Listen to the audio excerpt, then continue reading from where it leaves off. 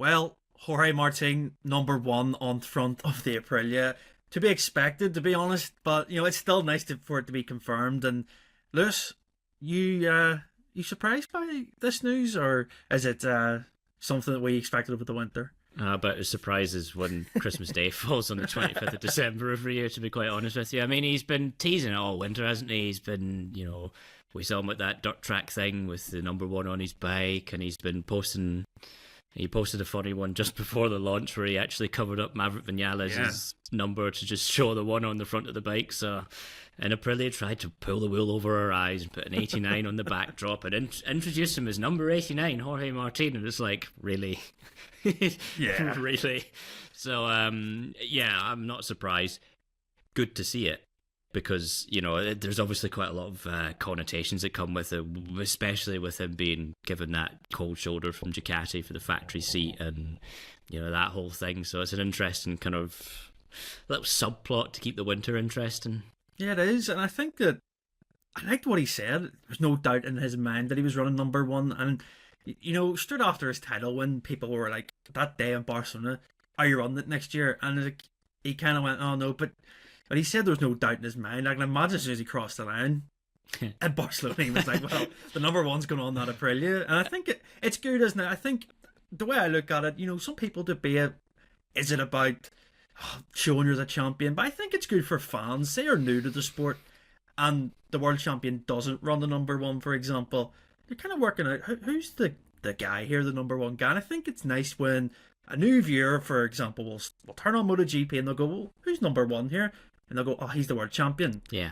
Now, you might not be winning, maybe, but that's the other side of it, isn't it? And I think you covered that in your opinion piece on Christ.net about there's a risk here, isn't there, for Martin if it all kind of goes down the pan, really?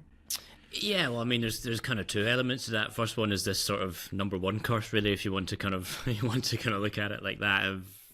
In the modern era, historically, those riders who have run the number one to defend their title have not really done it. There's only has been one rider in the modern era to have done that, and that's Pecco Bagnaia. Nicky Hayden didn't do it. He finished 8th his following season. Casey Stoner didn't do it twice. Jorge Lorenzo didn't do it when he ran the number one, the JL number one in 2011, which has to be among some of the worst design I've ever seen in my life. But I'll put that on screen now if you're watching. It was just so, he was trying to be clever, and you just look at it and you just think that is crap. But historically it just hasn't really worked out, and you look at some of the other riders who have won multiple world championships and they've run the same number. Rossi, Marquez being kind of the prime examples in the Premier class. Other riders have kept the number and haven't won the championship, like Quartararo in 2022, although he did come quite close. Yeah, and Joan Mir as well. He kept with the 36. Although Joan Mir's one is, I don't know if any other people get this. They have this sort of like Mandela effect where they think he did run the number one that season. But do you know what I remember from that pre-season? Do you remember Mir teased it? Like he had the number one or the 36. Yeah. And people were like, oh, he's obviously going to run the number one. Why would he tease it? And then he turned up with the 36. Yeah. And then I think he had number one on the back of his leathers. In the name, yeah. But he didn't have it on the bike. And I think some people, like you say, they were like, oh, well, of course he ran it. I'm like, well, no, he didn't, sort of thing. Because when I was writing the column you mentioned there, John, I did actually have to go and Google that and thinking, did he? Yeah. I'm remembering two realities here, but yeah, sometimes it works, sometimes it doesn't. I think the thing for Martin running the number one, obviously, is not so much to show that he is the world champion, it's to show that he is the world champion of Ducati, who has gone to a rival brand. It is very much a middle finger to Ducati management, and today, that's going to sting. For the next couple of days, that'll sting. Come Monday, when they pull the covers off of the bike and they've got Marquez there and they've got Gigi Linear on stage going, this is the best lineup ever, Marquez and Pecco, best riders in history. That'll take the sting away a little bit, but there is very much Martin's done this deliberately, not necessarily just to be like, look, I'm the world champion. It's more of a, look, Ducati, what you've lost. Yeah, well, Ducati were playing some games today too on their social media posts as they conveniently, when Aprilia had just dropped the new livery, and yeah, Ducati had posted a picture of Marquez and Pecco Bagnaia on their socials. So I can imagine maybe Martin and Aprilia might want to do something on Monday when Ducati drop their livery across social media. Yeah, I like that sort of gamesmanship. It's a bit of fun, I think. But yeah, I agree with your point. I think that Martin, he suits it almost when you see the number one outfit. Would have been on the Ducati or the Aprilia. I think he's the type of guy who would, and the confidence from him, spoke really well in that launch, and I think it shows he's grown up a lot and he owns the number one. He, of course, knows the challenge ahead, and that's the key thing here, isn't it? It's going to be difficult, and he's already alluded to that in the off season that keeping the number one is going to be the tough thing, isn't it? Yeah, 100%.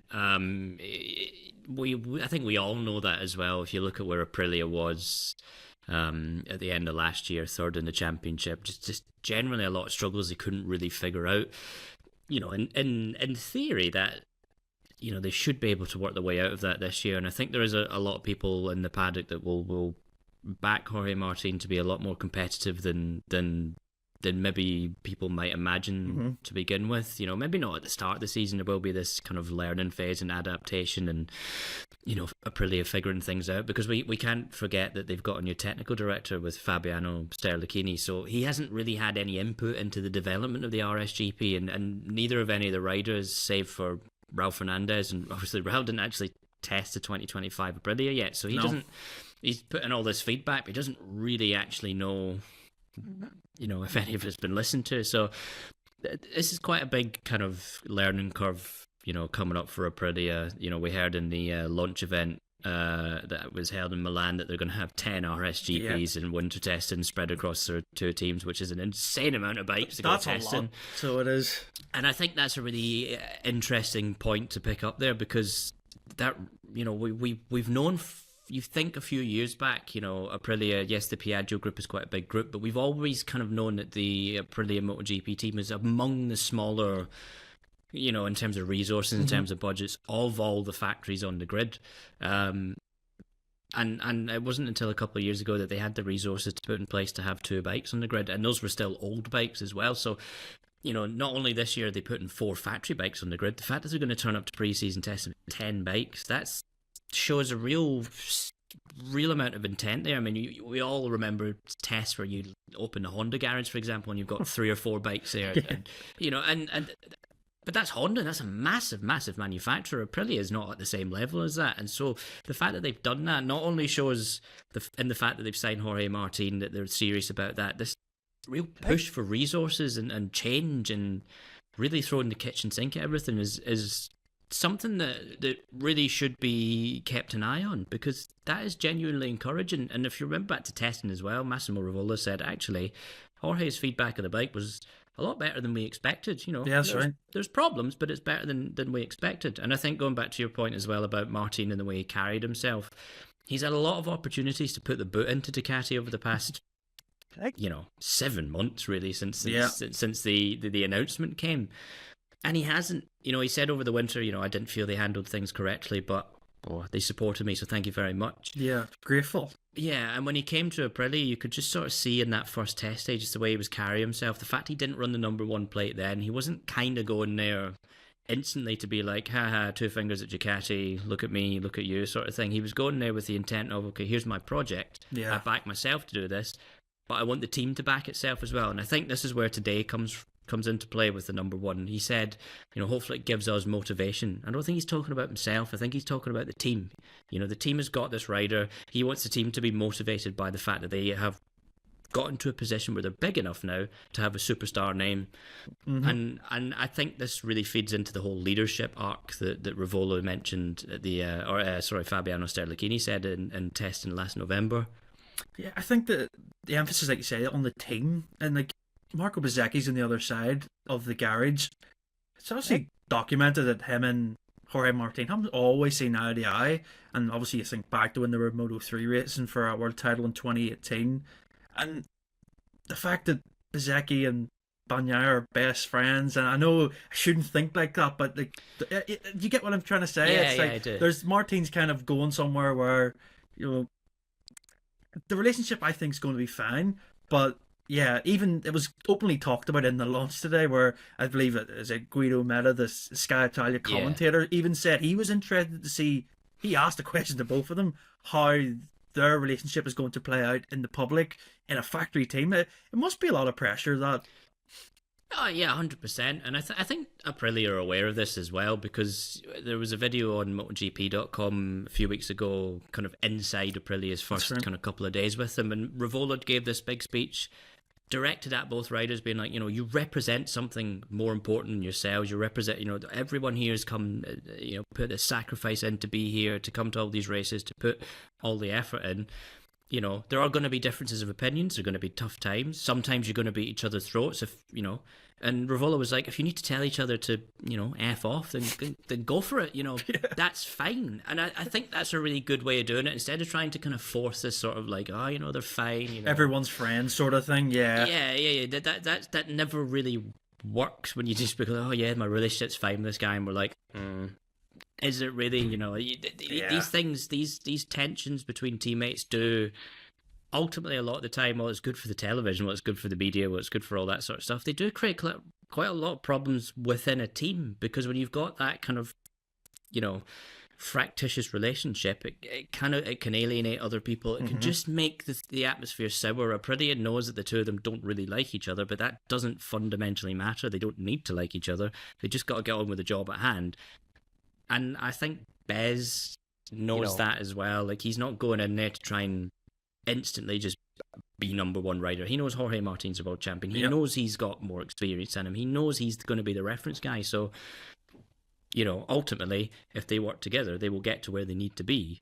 At which point, then they can fall out with each other and hate each other and all the rest of it. But so long as they're doing that while they're fighting for race wins and not while they're fighting for, seventh. Yeah, that's a good point. It's not like, if you think of all those relationships that have been like that, like Rossi and Lorenzo, like, and the wall. They had a reason for that, wasn't it? They're fighting for world titles here, not like you say for 6th and 7th. I think it'd be a bit stupid, but competitive nature, type of sport, isn't it? Everyone in a team, you want to beat your teammate, and I think it'll actually spur Martin on as well, because he'll want to show. I think let's be fair in saying this first time in his career in a team that he's been in, he's actually going to have a teammate that he can compete with, because the ones at Pramac, Zarco and Morbidelli, Zarco was there to do a real sort of test job for Ducati. He was on a different program. Morbidelli, had that injury last year and never really settled with the 24. It's an opportunity for Martin to really have a go against a teammate, well, that we do know is a MotoGP winner. Let's not forget that. I think it's a good chance for him to even boost him as well. Do you think? Yeah, I think that's a really good point, Jordan. It's Martin has obviously kind of gone up against other Ducati, like Pecco, for example, but not in the same team. Yes, Ducati likes to make a big song and dance about how it's a shared manufacturer and, everyone has the same support, kind of that sort of thing. But having a really strong competitive teammate is something that does spur you on. And we're also going to see it at the Ducati team this year.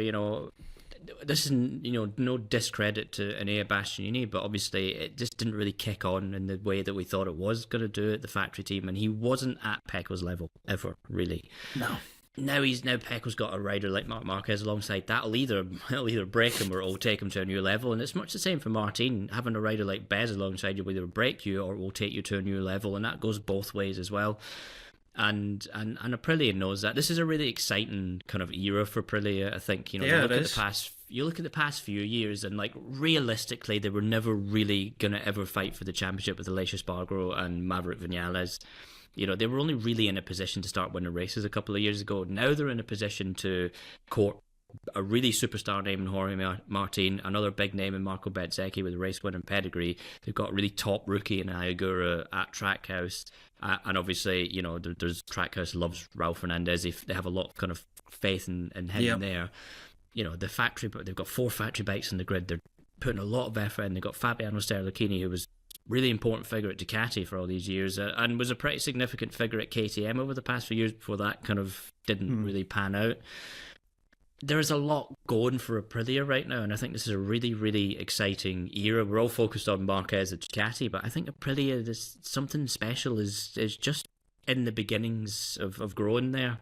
Yeah, I think you're spot on. I think that it kind of helps that the pressure and the attention is going to go on to the factory Ducati team. And Martin, like I said, I think we touched on it maybe last year as well. He can kind of just be in the shadows almost and just lead Aprilia. And I think it's an exciting time really for them. And we'll get to the points that we've seen. The bike, what do you think of the bike delivery? I know it's obviously going to be the 2024 bike on the stage, but it looks nice. It's not that much different, and I thought there would be more purple in there considering the teasers and stuff. I mean, there's like a strip of purple, which is fair enough, but you want a bit more. Yeah, I mean, Aprilia is quite adamant that their factory colours are purple, and yet there doesn't really seem to be purple in the bike. So look, maybe, I don't know, maybe I have more colour blindness and maybe I realise I have no idea. But yeah, I mean, the bikes are clean, they're smart, they're maybe would it have been nice to have seen something a bit different? Maybe them taking inspiration from their Silverstone livery last year and agreed, running with that might have been cool, but look, a bike's a bike at the end of the day. As long as it's fast on track, that's really all that matters to the manufacturer. And frankly, I don't care what any of them look like, because as long as they race well, that's the main thing. That's all that matters, yeah. But yeah, I mean, Aprilia kind of have his reputation for, over the last few years anyway, putting some reasonably good looking bikes on the grid. I like the kind of pretty, that kind of sleek black. It looks good. Design, it's not too busy with sponsors and that type of stuff. You look at, you compare Pramac last year, for example, and that was bold. Offensive. Yeah, bold would be the diplomatic way of putting it. Yeah. It's nice to have these clean kind of lines and yeah, well, it's nice to see a number one on a bike like that. We never. Do you think like 10 years ago when Aprilia came back in 2015, could you imagine being in a position now to see that? It's quite a. I think it's a really good part of their story, actually, because I do too. It shows that the development that's went into that project, and the fact there's a number one on it now. Whether people are going to argue he should be on the Ducati or not, doesn't. He's there on the Aprilia now, and I think for them to have the number one, and they seem really proud of it today. And I like that sort of, like you said, that little subtle job at Ducati. But I think that there should be a lot of pride for them, because they've got themselves into this position to be a top team in MotoGP and a manufacturer, like you say, with the full factory setup essentially now, with Trackhouse as well and their machinery. I think I'll save the Trackhouse livery review for next week's podcast, maybe, because that was I've got an opinion on that one. I was hoping for something completely different, but I believe, fingers crossed, that we are going to get something that'll be good, essentially, throughout the season with Trackhouse. As Davide Brivio said, there's a few liveries that are on the way with a sponsor that should be really easy to get right, but let's wait and see. There's nothing really else from today. Our colleague Alex, he's out there in Milan at the minute speaking to Aprilia, and if you want to find everything else out from that, head to Christ.net. We'll have everything on there from what they say in Milan. But yeah, until next time, that'll be Monday for another podcast. I don't know what time it'll be out at now, because Ducati are doing their launch first, so we'll probably do it after, and then we'll give an in-depth review of that. Of course, Marc Marquez and Pecco Bagnaia as teammates in their factory Ducati colours. That'll be pretty exciting to see. But yeah, until next time, subscribe, like, comment, follow, listen, wherever you are in the world. We'll see you next time.